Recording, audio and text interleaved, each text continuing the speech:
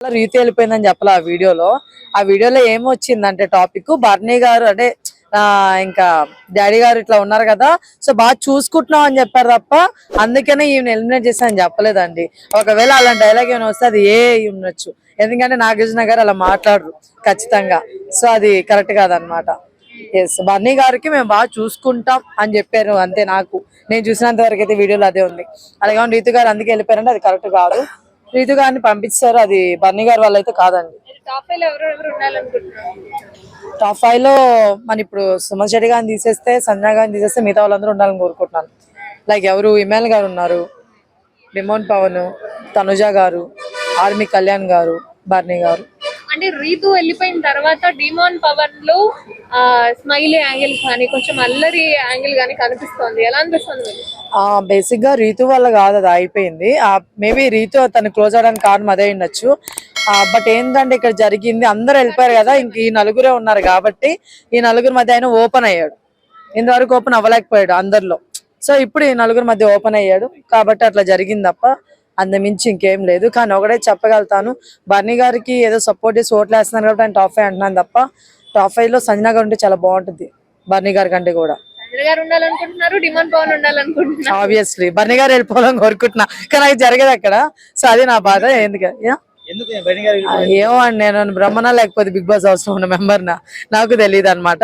But వెళ్ళిపోతే బాగుంటది నా ఫీలింగ్. మీకు తెలుసు వై? బికాజ్ అంటే లైక్ పైనుంచి కమాండింగ్ ఉందని చెప్పేసి, సో దానివల్ల ఆయనని మంచిగా ముద్దు బిడ్డ లెక్క చూసుకుంటున్నారు.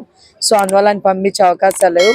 కానీ నా పరంగా సంజన గారు tough fighter, she a very good player అబ్బా. స్టార్టింగ్ నుంచి పిల్లల్ని వదిలేసి మంచిగా ఇంతవరకు ఉండి అందరి కోసం ఆడుతూ కొన్ని చిలిపివి దొంగతనాలు చేస్తూ జనాలను ఎంటర్టైన్ చేయాలని చెప్పి చాలా ఎఫర్ట్స్ పెట్టిన పర్సన్ కాబట్టి తను ఉంటే బాగుంటుంది నా ఫీలింగ్. నా ఫీలింగ్ అండి, జనాల ఫీలింగ్ కాదు. నా ఫీలింగ్ లో ఇమ్మాన్ గారు విన్ అవ్వాలి, రన్నర్ వచ్చేసి డిమోన్ పవన్ అవ్వాలని కోరుకుంటున్నాను. అసలు కళ్యాణ్ అంటే యాక్చువల్ గా ఓటింగ్ పరంగా కావచ్చు, బయట సోషల్ మీడియాలో కూడా కావచ్చు, కళ్యాణ్ అండ్ తనుజ అంటున్నారు, దీనికి అగైనెస్ట్ గా మాట్లాడారు. మీరు 3rd and 4th ప్లేసెస్ తీసుకున్నారు. ఇప్పుడు ఎవరికి అగైనెస్ట్ అన్నది కాదు, ఇక్కడ నేను రివ్యూలు ఎప్పటి నుంచో చెప్తున్నాను కాబట్టి ఎవరికి నేను పార్షియాలిటీ చూపించట్లేదు. గేమ్ స్టార్టింగ్ నుంచి నా పర్స్పెక్టివ్ లో ఏంటంటే గేమ్ స్టార్టింగ్ నుంచి చూసాను. స్టార్టింగ్ నుంచి ఎండింగ్ వరకు కూడా నేను ఆడాలరా బాబు అని చెప్పి కసిగా ఆడింది ఇమ్మాన్ గారు. స్టార్టింగ్ నుంచి కసిగా ఆడింది ఇమ్మాన్ గారు గేమ్ పరంగా. At the same time entertainment పరంగా కూడా ఆయన మంచిగా ఇచ్చాడు. At the same time bonding పరంగా కూడా ఆయన కరెక్ట్గా ఉన్నారు. సో ఇలాంటి పర్సన్ కాకపోతే ఇంకెలాంటి పర్సన్ కావాలి బిగ్ బాస్ హౌస్ కి? నేను అది చూసి నేను ఇమ్మాన్ గారు అన్నాను తప్ప నాకేమి పార్షియాలిటీ లేదు. పిఆర్లు వెనక ఎవరు లేరండి. సో నేను అది చూసే నేను ఆయన చెప్తున్నాను. నేను మధ్యలో కూడా మార్చట్లేదు, మార్చను కూడా. కొన్ని దగ్గర ఆయన సెల్ఫిష్ గా ఆలోచించేవాడు. అవి నాకు కొన్ని దగ్గర కొన్ని నచ్చలేదు, 2-3 విషయాలు నచ్చలేదు ఆయనలో కూడాను. అవి కూడా చెప్పాను నేను రివ్యూస్ లో.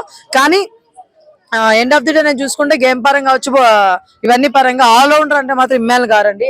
దాన్ని ఎవరైనా మార్చాలనుకుంటే అది వాళ్ళ కర్మ, మనం ఏం చేయలేము. ఎందుకంటే నిజంగానే మీకు తెలుసు కదా, ఎక్కడైనా సరే ఏ గేమ్ అయినా సరే నేను ఆడలేరా, సరే నువ్వు తీసుకోలేమ్మా లేకపోతే నువ్వు చేయలేమ్మా అని ఎక్కడైనా గివ్ అప్ ఇచ్చాడా?